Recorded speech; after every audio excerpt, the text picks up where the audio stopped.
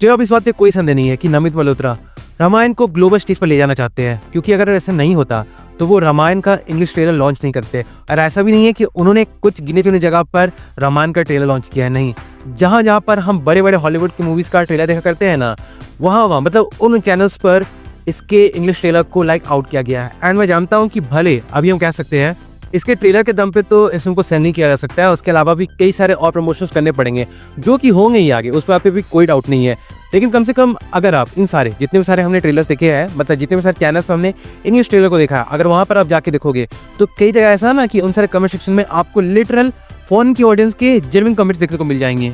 जहाँ पर कुछ लोग कह रहे हैं कि ये जो फ्लाइंग एलिफेंट है ना, हम उसके लिए एक्साइटेड है। तो कई लोग कह रहे हैं कि कम से कम यहाँ पर जो हॉलीवुड में टिपिकल नॉर्म फॉलो किया जाता है सुपर हीरोज का भी, वो सारी चीज़ों से हट कर यहाँ पर हमें ट्रेलर देखने को मिल रहा है। So they are kind of excited. मैं ये नहीं कह सकता हूँ कि वो फॉर श्योर जाएंगे उनको देखने के लिए, लेकिन एटलीस्ट उनके दिमाग में एक चीज़ चल गया है कि ऐसी कोई फिल्म आने वाली है। और हाँ, यहाँ पर बात करना चाहूँगा कि जो लिप सिंक हमें देखने को मिल रही है वो इतनी ज़्यादा एक्यूरेट है कि हम कह सकते हैं कि नमित मल्होत्रा ने जो कहा था कि वो ब्रह्मा एआई को डेवलप कर रहे हैं, तो वो उन्होंने यूं ही नहीं कहा था, उस चीज़ का एक्चुअल रिजल्ट हमें यहाँ पे देखने को मिल रहा है। लेकिन कम से कम यहाँ पे लोग ये भी कह सकते हैं कि कम से कम जो इमोशन है जो डायरेक्ट के थ्रू कन्वे किया जाता है वो इंग्लिश वाले डब में मैच नहीं करा उस तरीके से। तो देखो यहाँ पर केवल लिप सिंक कभी की गई है, या फिर ये भी हो सकता है ना कि रामायण पार्ट 1 जो है केवल उसके ट्रेलर के पार्ट्स को जितने भी सारे एक्टर्स हैं उन्होंने डब किया है।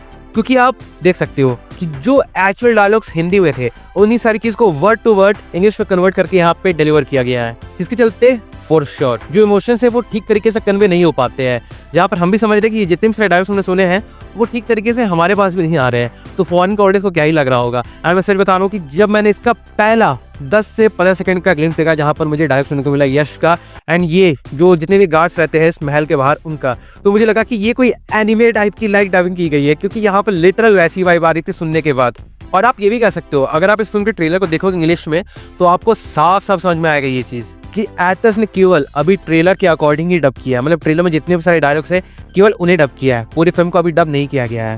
तो वो सारी चीज़ें भी मुझे लगता है कि कुछ वक्त में सॉर्ट आउट हो जाएगी।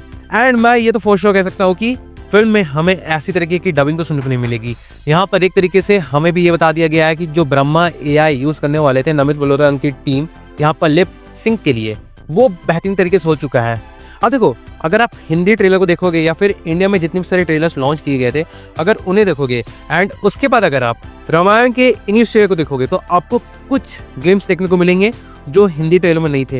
एंड वो चीज़ भी इस ट्रेलर को एक लेवल आगे लेकर जा रहे हैं। और देखो इसके बाद मैं एक चीज़ बोलना चाहूँगा कि ब्रह्मा एआई के बारे में मैंने सुना तो था, लेकिन मुझे ये नहीं पता था कि एक्चुअल में वो है क्या। मुझे स्टार्टिंग में लगा था, मतलब मैंने कोई इन्फॉर्मेशन गैदर नहीं की थी, तो मुझे लगा था कि यहाँ पर ऐसा हो रहा होगा कि इस फिल्म की डबिंग के लिए ब्रह्मा एआई को यूज़ किया जाएगा। मतलब जो भी डब भी हमें सुनने को मिलेगा वो सारी चीज़ें भी ब्रह्मा एआई के थ्रू की जाएगी, जहाँ पर एक्टर्स को डब नहीं करना पड़ेगा, सिर्फ और सिर्फ नमित मल्होत्रा अपनी टीम की मदद से और ब्रह्मा एआई की मदद से। जितने भी सारे एक्टर्स इस फिल्म में उन सारे के सारे एक्टर्स की लाइक वॉइस को मॉड्यूल करेंगे उसे ठीक तरीके से कन्वे करने के लिए ब्रह्मा एआई को यूज़ करके जितने भी सारे डायलॉग्स हैं उसे प्रॉपर इंग्लिश में कन्वर्ट कर देंगे, जहाँ पर जितने भी सारे एक्टर्स हैं उन्हें आके अलग तरीके से इस फिल्म में अपनी वॉइस ना देनी पड़े। लेकिन जब मुझे पता चला कि ब्रह्मा एआई का काम है लिप को सिंक करना ताकि जो डायलॉग डिलीवर किए जा रहे हैं वो आउट ऑफ द प्लेस ना लगे, जहाँ पर हम तो जानते हैं कि हमने कई सारी हॉलीवुड की मूवीज देखी, या फिर अभी जो मैंने कुछ दिन पहले ब्रांड न्यू डे को भी देखा था जहाँ पर पहला शो मेरा हिंदी में ही था, तो वहाँ पर भी हमें एक्चुअल में पता चलता है कि कहाँ पर जो लिप सिंक एरर है ना वो देखने को मिल रहा है। बट चलो मेरे सारे एसम्पशंस गलत हो गए एंड यहाँ पर ब्रह्मा एआई को केवल लिप सिंक के लिए यूज़ किया गया है।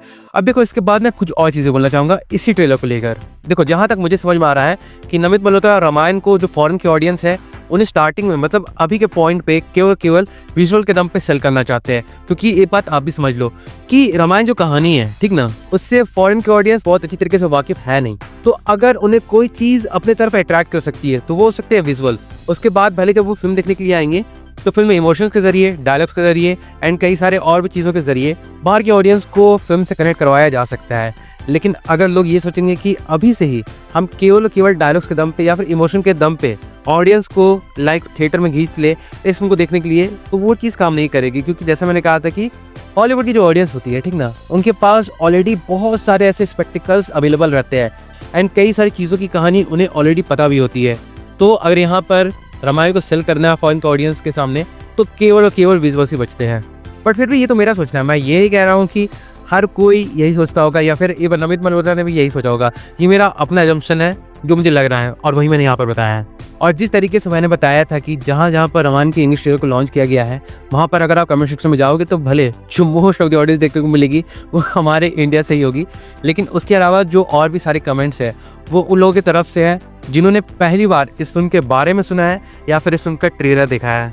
तो इनिशियल रिस्पॉन्स तो काफ़ी अच्छा है। एंड हाँ, मुझे अभी कुछ दिन पहले पता चला कि रामायण का जो ट्रेलर है उसने वर्ल्ड वाइड 800 मिलियन व्यूज का मार्क क्रॉस कर दिया है, सारे के सारे सोशल मीडिया प्लेटफॉर्म्स को मिलाकर। जहां पर जो 400 से 450 मिलियन का जो व्यूज आया वो कब आया है, जब ब्रांड न्यू डे रिलीज हो गई थी। तो आप एक बात समझ लो कि ब्रांड न्यू डे के साथ रामायण के ट्रेलर को लॉन्च करना एक अच्छी स्ट्रेटेजी थी। एंड मैंने भी जितने भी सारे एजम्पशंस लगाए थे जहां पर मुझे लग रहा था कि ये चीज़ें रामायण को ओवरऑल नेगेटिव इम्पैक्ट कर सकती है, वो चीज़ें ऑलमोस्ट गलत हो चुकी है।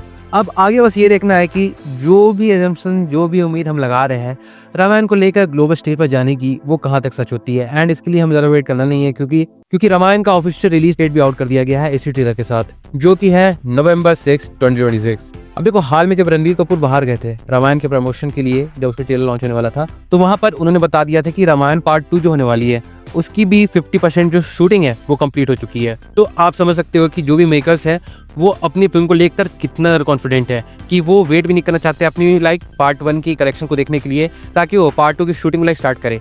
तो उन्होंने पार्ट 2 शूटिंग को स्टार्ट कर दिया है। तो आप ये समझ सकते हो कि they are pretty much confident कि ये फिल्म वर्क करेगी ही करेगी।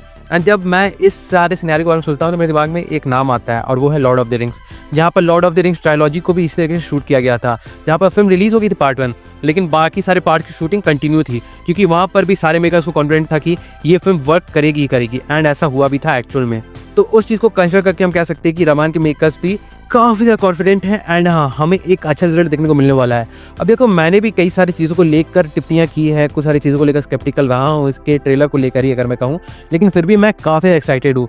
एंड कुछ सारे विजुअल्स इतनी अच्छे तरीके से हिट करे, जितनी बार आप इसके फिल्म के ट्रेलर को देखोगे तो उन सही चीज़ों लेकर भी मैं कह सकता हूँ कि ये फिल्म वर्क करेगी ही करेगी। भले कई सारे लोगों का अपना अलग अलग ओपिनियन है, जहाँ पर कई सारे लोगों ने रामायण की एक्चुअल कहानी को पढ़ा है, जो वाल्मीकि जी की रामायण है उसे पढ़ा है, रामचरितमानस को पढ़ा है, तो वहाँ पर से लेकर लोगों के अलग अलग एसेंशन निकल के सामने आ रहे हैं। बट वो सारी चीज़ें कहाँ तक सही होती है, कहाँ तक गलत होती है, वो तो आगे देखने को ही मिलेगा। और यहाँ पर मैं ये भी कहना चाहूँगा कि अगर फिल्म में कुछ सारे क्रिएटिव लिबर्टीज को लिया जा रहा है, मतलब फिल्म की कहानी में ही फिल्म को विजुअल स्पेक्टिकल तक पहुँचाने के लिए या फिर फिल्म को विजुअली स्टनिंग बनाने के लिए, तो वो सारी चीज़ें मेरे हिसाब से कम बहुत ज़्यादा गलत नहीं होनी चाहिए। बाकी तो फिल्म रिलीज होने वाली November 6 को, तो हमें पता चल जाएगा कि यहाँ पर बना क्या है, तो हमें ज़्यादा वेट करना नहीं है। तो वेल, अगर देखा जाए तो यही था मेरा एक ओवरऑल ओपिनियन रामायण के इंग्लिश ट्रेलर को लेके। वेल, अगर आपने भी इसका इंग्लिश वाला ट्रेलर देख लिया है तो आपका क्या ओपिनियन बना है उसे आप कमेंट सेक्शन में लिख के जरूर से बताना। मैं वेट कर रहा हूँ, मैं जानना चाहता हूँ कि इसके ट्रेलर को लेके आपके किस तरीके की ओपिनियन है। So do drop your views in the comment section. और हाँ, बाकी फिर चलिए मिलते हैं बहुत जल्द एक और नए वीडियो के साथ। तब तक के लिए बाय।